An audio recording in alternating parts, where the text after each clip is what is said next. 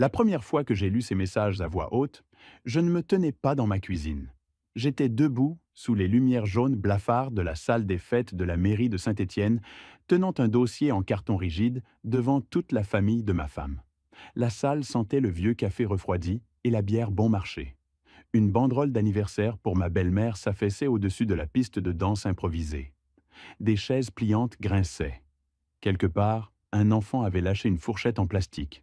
Et là, j'étais, Philippe, un homme de 58 ans, technicien en chauffage, qui lisait « Je n'arrête pas de penser à vendredi dernier dans ta voiture.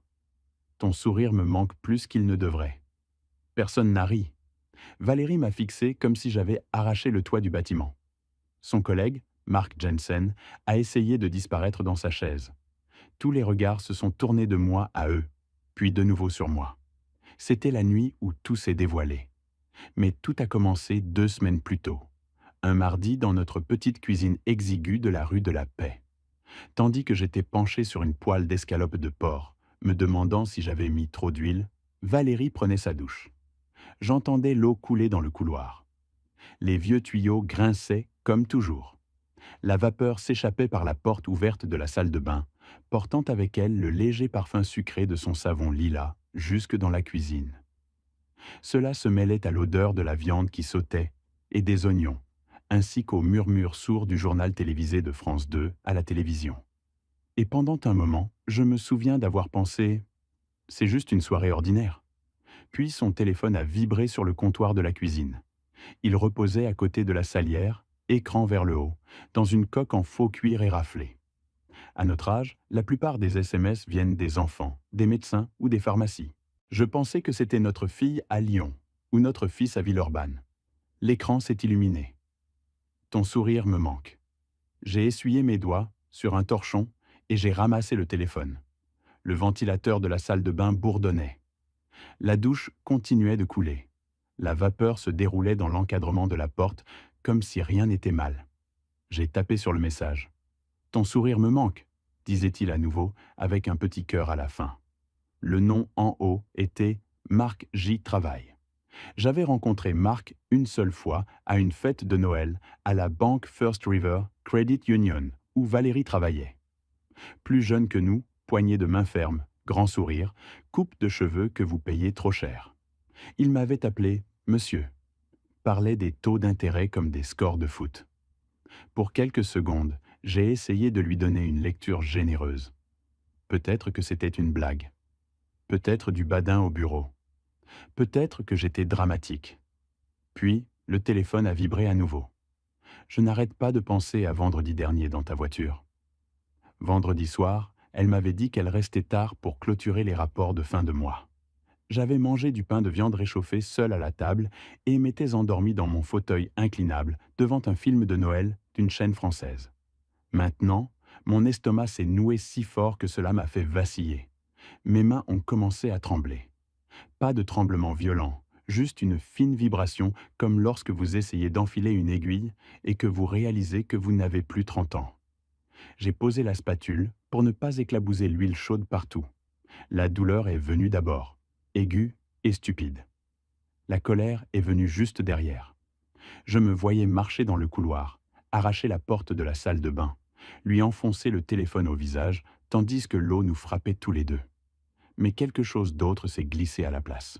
Un calme froid et focalisé, le même sentiment que j'éprouve quand je fixe une chaudière morte en janvier. Vous pouvez paniquer ou vous pouvez basculer le commutateur sur manuel et affronter le problème.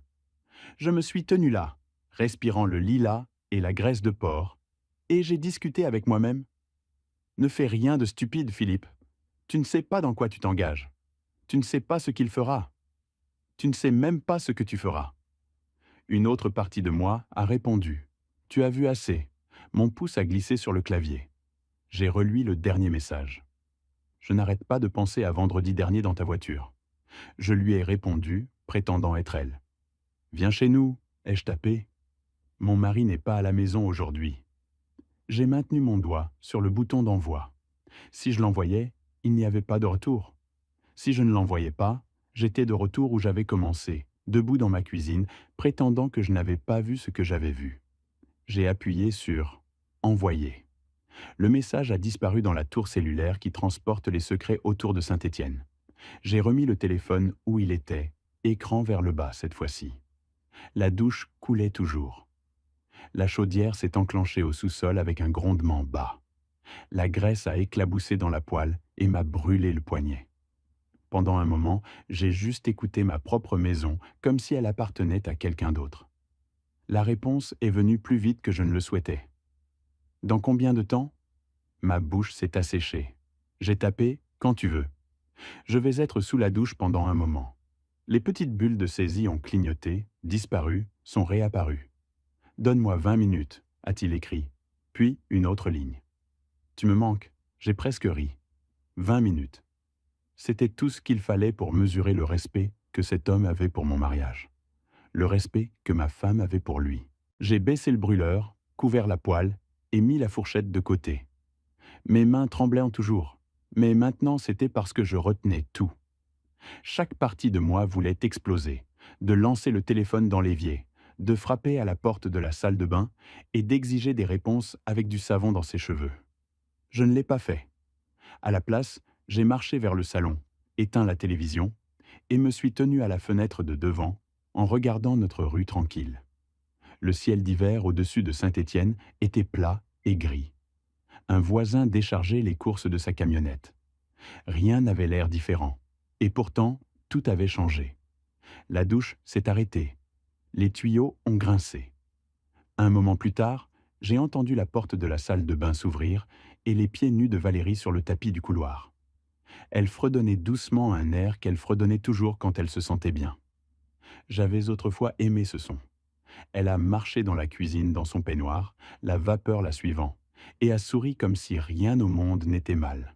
« Ça sent bon », a-t-elle dit. « C'est les escalopes de chez Carrefour ?»« Oui », ai-je dit. Ma voix semblait normale. Cela m'a fait peur. Ce devrait être prêt bientôt. Elle m'a donné un baiser rapide et automatique sur la joue et a tendu la main vers son téléphone. J'ai regardé son visage quand l'écran s'est illuminé. J'ai vu la couleur s'échapper juste une teinte.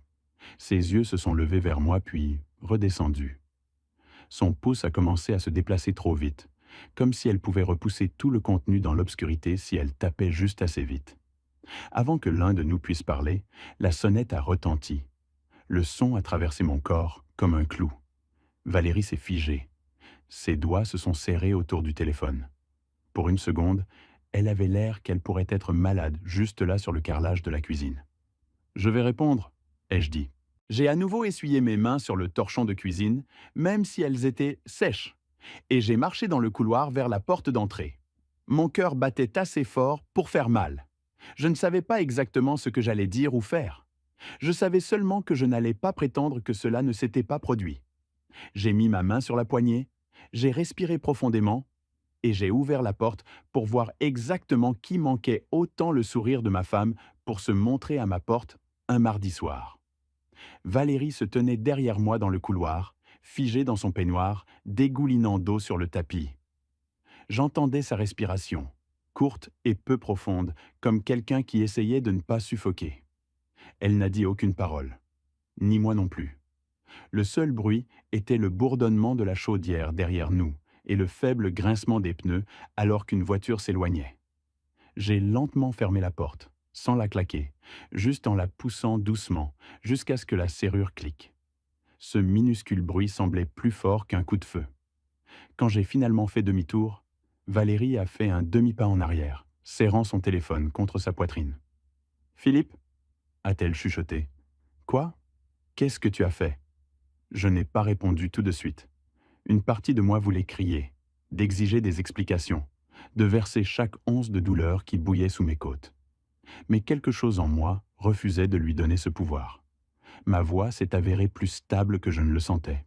« Je pense que tu le sais déjà », ai-je dit. Ses yeux se sont écartés vers le bas, puis vers la porte, puis de nouveau vers moi. « Tu ne comprends pas, il voulait juste...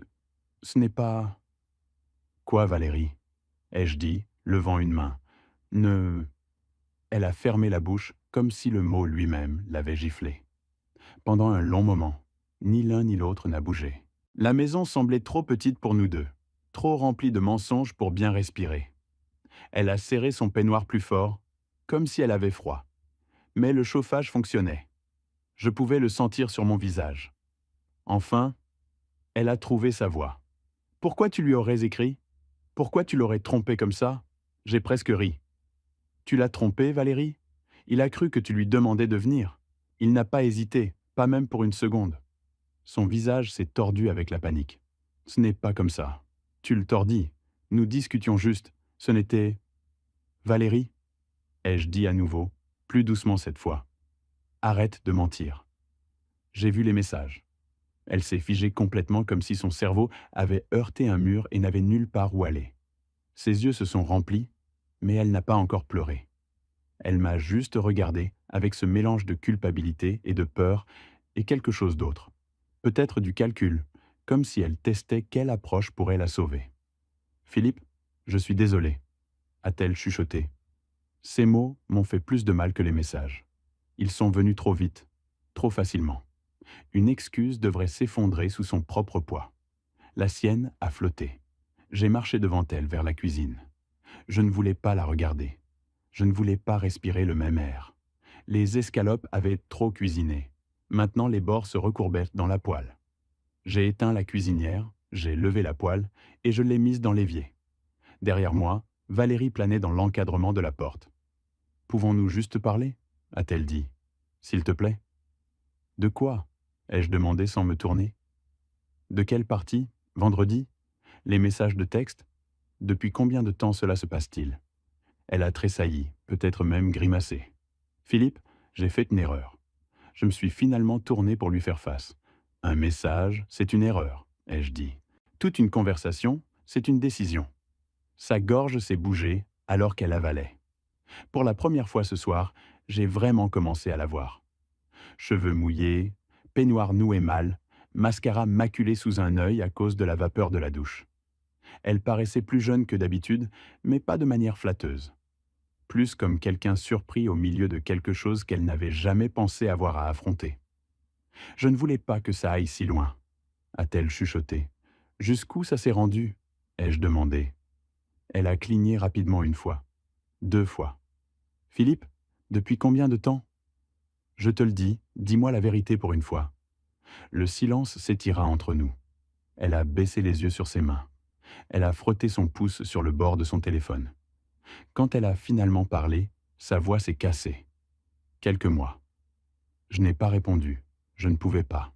Quelques mois. Pas un moment qui s'échappe. Pas une nuit. Pas un malentendu. Des mois. J'ai marché devant elle à nouveau, me dirigeant vers le salon. J'avais besoin d'espace. J'avais besoin d'air qui ne sentait pas la trahison.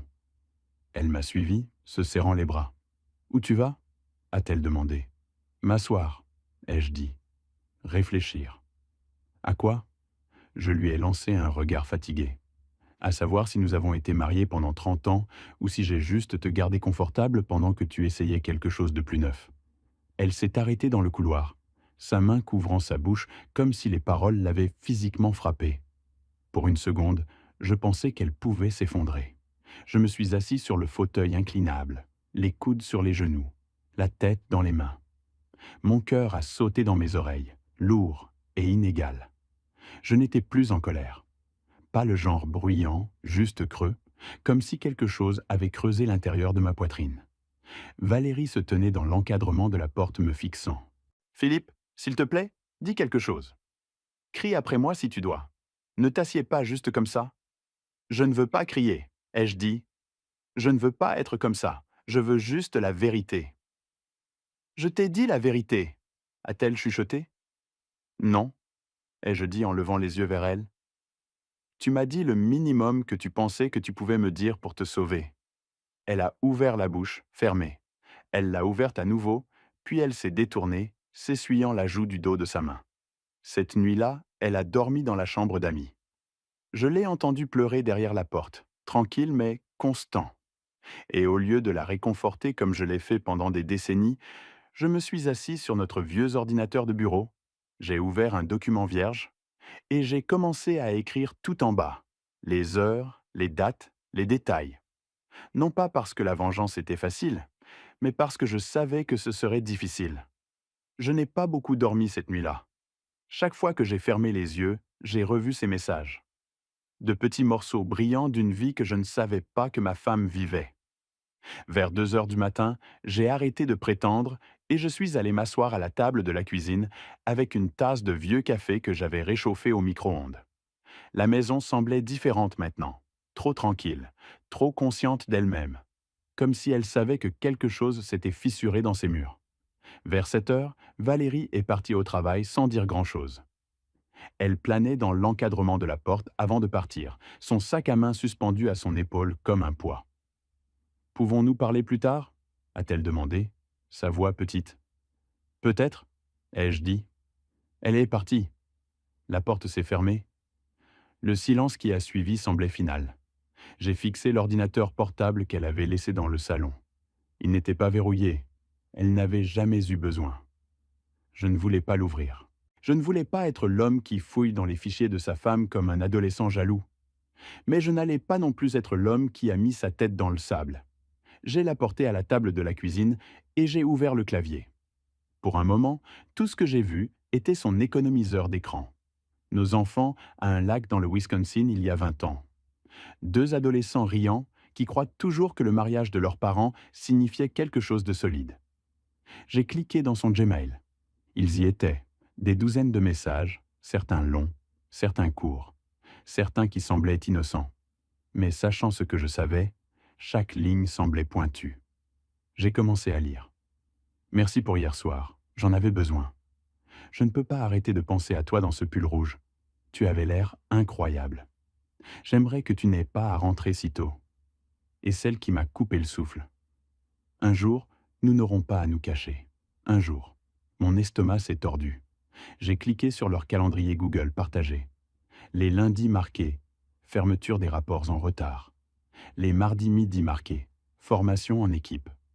Une poignée de samedis libellés, courses, ce que je voyais maintenant comme tout sauf ça. Chaque découverte était un coup de poing. Chaque horodatage, un battement de cœur disant « Tu n'étais pas fou. Tes instincts n'étaient pas erronés. Tu avais raison de ne pas faire confiance au silence. » Je me suis penché en arrière, fixant l'écran. La douleur et la colère ont tourbillonné ensemble, mais sous elle, quelque chose de plus régulier a commencé à se former. Un plan, pas par impulsion, pas par rage, mais d'un lieu de clarté froide. Je n'allais pas crier. Je n'allais pas la jeter dehors. Je n'allais pas me faire arrêter pour faire un choix stupide au cœur du moment. J'allais m'assurer que la vérité se révèle d'une manière que personne ne pouvait tourner. Mais d'abord, j'avais besoin de conseils. J'ai conduit au centre-ville pour voir un avocat, maîtresse Evelyne Mercier, avocate spécialiste en droit de la famille. Un petit bureau de briques près du palais de justice de Saint-Étienne. Sa réceptionniste, une femme dans ses années 60 avec des lunettes de lecture sur une chaîne en argent, m'a donné un regard sympathique alors qu'elle me tendait un presse-papier. Maîtresse Mercier elle-même était calme et directe. « Prenez votre temps », a-t-elle dit. « Dites-moi ce que vous avez découvert. » Je lui ai tout dit, les messages, la douche, la sonnette, l'expression sur le visage de Valérie. Maîtresse Mercier a écouté sans broncher, acquiesçant lentement comme si elle avait entendu une version de cette histoire plus de fois qu'elle ne l'aurait souhaité. Quand j'ai terminé, elle a croisé ses mains. « Philippe, je sais que vous souffrez, mais vous pensez clairement, et c'est bon. Vous devez rester de cette façon. » J'ai acquiescé. « Vous avez besoin de documentation, » a-t-elle dit. « Des captures d'écran, des emails, des dates, tout ce qui établit un schéma. Ne le confrontez plus. Ne menacez personne. Ne faites pas de scène. Collectez juste la vérité. C'est tout. » « C'est tout ?» ai-je demandé. « Collecte seulement ?» a-t-elle répété. Puis décidez de quoi votre vie doit ressembler. Ces paroles m'ont accompagné pendant tout le trajet de retour. À mon retour sur l'allée de la rue de la Paix, une idée s'était formée. Quelque chose de pointu, mais légal. Douloureux, mais honnête. Pas une vengeance pour le bien de la cruauté. Une vengeance pour le bien de la clarté. La mère de Valérie, Carole, célébrait ses 70 ans dans 2 semaines. Sa fête d'anniversaire serait à la salle des fêtes de Saint-Étienne. Toute la famille serait là. Certains des collègues de Valérie aussi. Leurs pasteurs, des amis de l'Église, des gens qui nous connaissaient depuis des décennies. Valérie voulait que tout soit parfait ce soir-là. Tout ce que j'avais l'intention de faire était de montrer ce qui était déjà vrai. Mais même si le plan s'est installé dans mon esprit, je me sentais coupable, lourd, comme si je trahissais quelque chose de sacré en seulement le considérer. Puis je me suis souvenu des messages, des entrées du calendrier, de la façon dont Valérie avait menti avec un visage droit pendant des mois. Si elle était disposée à risquer notre mariage en secret, alors j'avais le droit de terminer le secret. J'ai passé le jour suivant à tout collecter soigneusement. Je n'ai pas seulement imprimé des captures d'écran, je les ai arrangées comme un rapport professionnel. La date en haut, le contexte en dessous, les marges propres, les coupures droites. Mes mains n'ont tremblé qu'une fois. Et même alors, je les ai forcées à se tenir fermement. Vers minuit, j'ai glissé la dernière page dans un dossier en carton simple. Pas d'étiquette, pas de décoration. Simple, direct, tout comme la vérité elle-même. Mais cela ne veut pas dire que c'était facile. Je me suis assis à la table avec le dossier devant moi, le fixant comme s'il était une arme chargée. Une partie de moi voulait le repousser dans un tiroir, le brûler, prétendre que rien de tout cela ne se passait, prétendre que la trahison n'était pas réelle. Mais la vérité était restée lourde dans ma poitrine. Quand Valérie est rentrée du travail ce soir-là, elle s'est tenue dans l'encadrement de la porte comme si elle avait peur d'entrer dans notre propre maison. Philippe, a-t-elle dit doucement, pouvons-nous parler? Je l'ai regardée, vraiment regardée. La femme que j'avais construit une vie avec. La femme qui serrait une fois ma main aux pièces de théâtre scolaires de nos enfants. La femme qui, quelque part le long du chemin, oubliait que j'étais suffisant. Pas maintenant, ai-je dit. Pour un moment, elle a semblé soulagée, comme si pas maintenant signifiait peut-être plus tard. Peut-être que je te pardonnerai. Elle ne savait pas ce qui était assis sur la table entre nous. Et elle ne savait pas à quel point j'ai dû m'approcher dans ce moment de jeter tout le plan loin, de la laisser se radoucir, de me laisser croire que nous pourrions rapiécer des trous aussi profonds.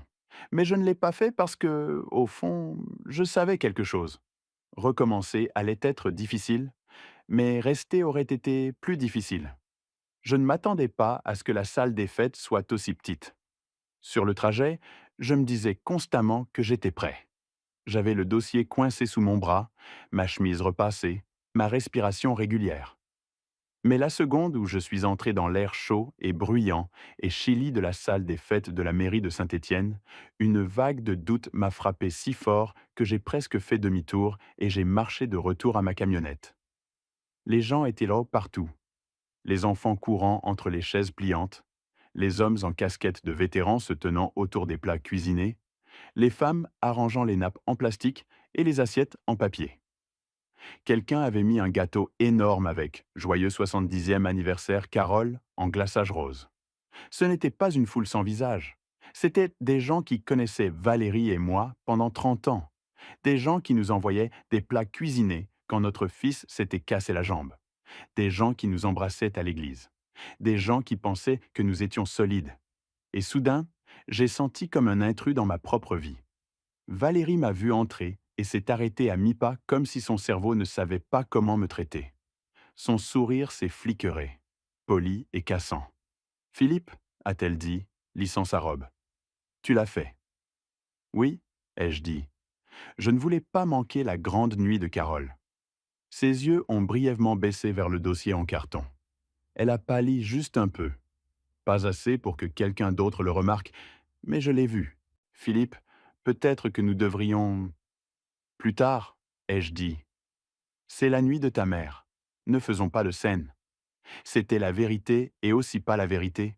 Je n'étais pas venu ici pour causer du chaos.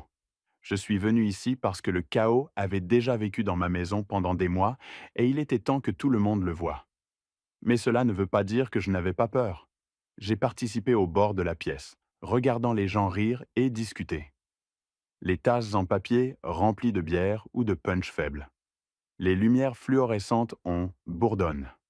Le drapeau américain dans le coin s'est affaissé sur le podium en bois. La marmite sentait comme du chili, de la saucisse fumée et du vieux café brûlé dans le fond d'une cafetière percolateur. Mes paumes transpiraient. Mon battement cardiaque frappait contre mes côtes dans un rythme rapide et inégal. Qu'est-ce que tu fais, Philippe?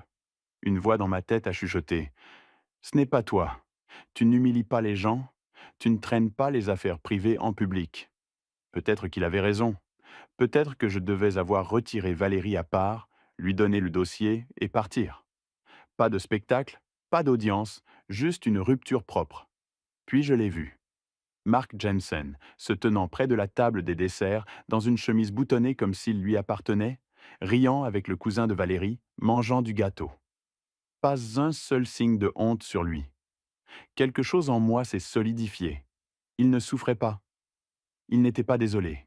Il n'était même pas nerveux. Il était confortable. Et à ce moment-là, ma peur s'est transformée en but. Pas la rage but. Un but.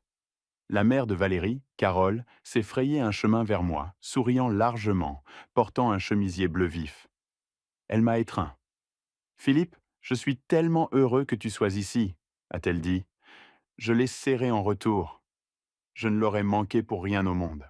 Elle sentait la lavande et le genre de lotion de pharmacie qu'elle avait utilisé pendant tout mon mariage. Plus j'ai regardé autour, plus c'est devenu clair. Ces gens n'étaient pas étrangers à la vérité. Ils méritaient de la connaître. Valérie les avait tissés dans une histoire qui n'était pas réelle.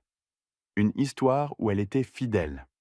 Une histoire où j'étais oblivieux. Si elle ne respectait pas la vie que nous avons construite, le moins que je puisse faire était de respecter les gens en elle, en ne les laissant pas vivre dans un mensonge. Quand le dîner s'est terminé, la discussion s'était adoucie. Les refills de café se sont ralentis. Les assiettes en papier ont commencé à s'empiler près des poubelles.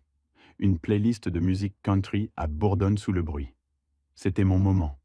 J'ai marché vers le podium. Mes jambes se sentaient lourdes, rigides. À mi-chemin, le doute m'a frappé à nouveau, pointu et soudain. Je n'étais pas un homme dramatique. Je n'aimais pas l'attention. Je ne voulais pas de pitié ou d'applaudissements, ou de chuchotements. Je voulais juste la vérité. J'ai tapé une cuillère contre une tasse en plastique. Ting, ting, ting. La pièce s'est calmée. Quelques personnes ont tourné leur chaise. Quelqu'un a dit à ses enfants de s'asseoir. Valérie s'est figée près de la table à boire. Marc a mis sa fourchette soigneusement comme s'il voulait fondre dans sa chaise. « Bonsoir, tout le monde !» ai-je dit, me raclant la gorge. « Je ne prendrai pas beaucoup de votre temps. » Ma voix a tremblé sur la première phrase. Pas beaucoup, mais assez que je l'ai entendue. Assez pour avoir dû déglutir dur avant de continuer. Nous sommes tous ici pour célébrer Carole ce soir. 70 ans. C'est quelque chose qui vaut la peine d'apparaître pour. Les gens ont murmuré un accord. J'ai regardé Carole puis revenir à la pièce. Je veux aussi parler d'honnêteté. L'honnêteté que nous devons aux gens qui nous aiment, les gens qui nous font confiance. Mes mains tremblaient à nouveau, cette même fine vibration. J'ai stabilisé le dossier contre le podium. Valérie et moi, nous avons été mariés 30 ans, ai-je dit, et je pensais que je devais aux gens qui nous connaissent de partager quelque chose que j'ai récemment appris. J'ai ouvert le dossier. Valérie a haché de l'air. Ce n'était pas fort, mais dans la pièce silencieuse, c'était pointu comme un couteau. J'ai lu le premier message. Ton sourire me manque. Un ondulation a traversé la foule. Valérie a fait un pas en avant. Philippe, s'il te plaît, ne fais pas ça. S'il te plaît, ne fais pas ça. J'ai continué à lire. Je n'arrête pas de penser à vendredi dernier dans ta voiture. Quelqu'un a dit « Oh mon Dieu !» J'ai lu les horodatages, les dates, les déjeuners, les vendredis soirs. J'ai gardé ma voix niveau, stable, comme j'explique une chaudière cassée à un client. Le visage de Marc s'est tourné blanc fantôme. Il s'est levé abruptement, mais avant qu'il puisse s'échapper, Franck de la comptabilité, qui se tenait juste derrière lui, a mis une main ferme sur son épaule. « Restez assis », a dit Franck tranquillement. « Tu devrais écouter ça. » Valérie a couvert sa bouche avec les deux mains, les yeux remplis de larmes. Elle n'avait pas pleuré quand elle était censée. J'ai fermé le dossier. Ce n'est pas une vengeance, ai-je dit, bien que ma voix se soit cassée. C'est une clarté. Si vous voulez savoir ce qui s'est passé dans mon mariage, maintenant vous le faites. Et si vous avez jamais vous demandé si le silence est plus facile que la vérité, prendre de moi. Ce n'est pas le cas. La pièce a retenu son souffle. J'ai reculé du podium. J'ai ramassé le dossier et j'ai passé près de la table à manger. Carole, bénie soit-elle, a tendu la main et a touché mon bras. Ses yeux étaient mouillés. Philippe, a-t-elle chuchoté, je suis tellement désolé. Je me suis penché vers elle et ai dit doucement, joyeux anniversaire, Carole. Je devais faire cela avant de pouvoir célébrer autre chose. Puis j'ai marché hors de la salle des fêtes dans la froide nuit d'hiver de Saint-Étienne, mon souffle se brouillant l'air, mes mains tremblant toujours, mais pour la première fois en moi, mon cœur régulier. Je me suis assis dans mon camion à l'extérieur de la salle des fêtes pendant un long moment, avec le moteur éteint, regardant mon souffle se brouiller le pare-brise. Les lumières du bâtiment ont versé sur le parking couvert de neige, jaune et instable, comme si le monde à l'intérieur tremblait toujours à partir de ce qui venait de se passer. Mes mains ne tremblaient plus. Ils se sentaient vides à la place, comme si tout ce que j'avais retenu pendant des mois avait finalement levé, laissant derrière un calme qui ne faisait pas mal. Je ne suis pas rentré à la maison ce soir-là. Je n'en voulais pas. La maison semblait contaminée d'une certaine manière, imprégnée du genre de silence qui prétend être normal, jusqu'à ce que vous sachiez ce qui est dessous. Alors j'ai conduit à Villeurbanne chez mon fils Luc. Il a ouvert la porte en jogging et un t-shirt de son équipe de football locale.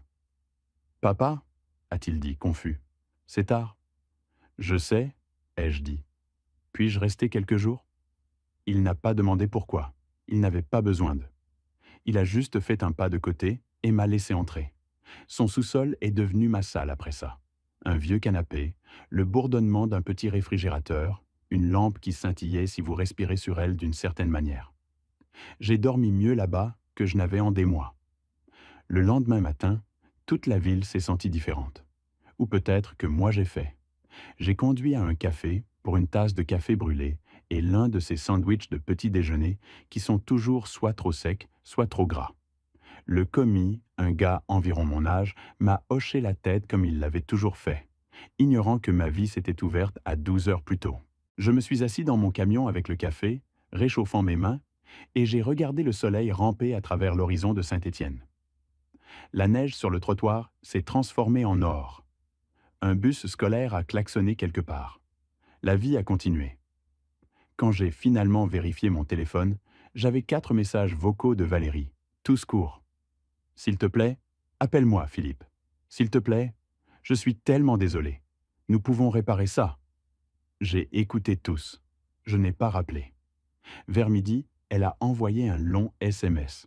Des excuses, des explications, des promesses, dont aucune n'a changé ce qui était arrivé.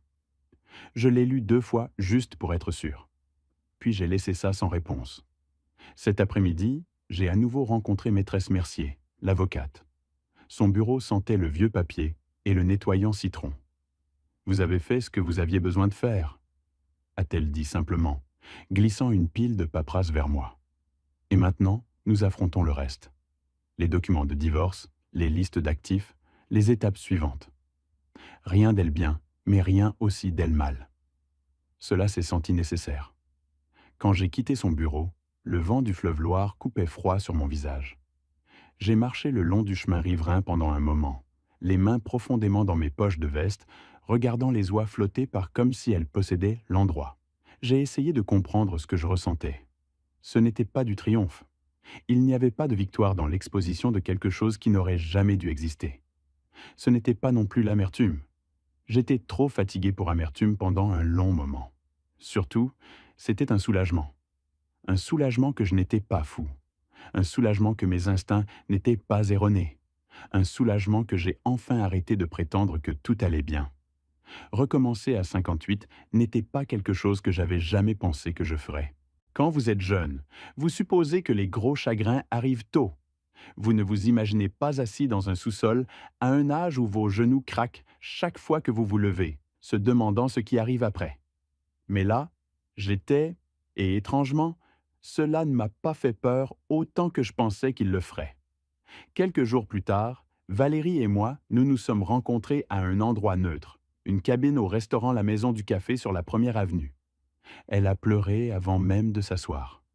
Elle a atteint mes mains. Je les ai gardées repliées dans mon giron. « Tu me manques », a-t-elle dit. « Tu manques ce que nous avions l'habitude d'être », ai-je dit doucement. « Pas ce que nous sommes maintenant. » Elle a pleuré plus difficile. Au cours des années, j'aurais donné n'importe quoi pour réparer les choses pour elle. Mais assis en face d'elle ce matin-là, avec l'odeur du café et des crêpes à la dérive autour de nous, j'ai réalisé quelque chose d'important. Vous ne pouvez pas réparer la confiance en prétendant que les fissures ne sont pas réelles.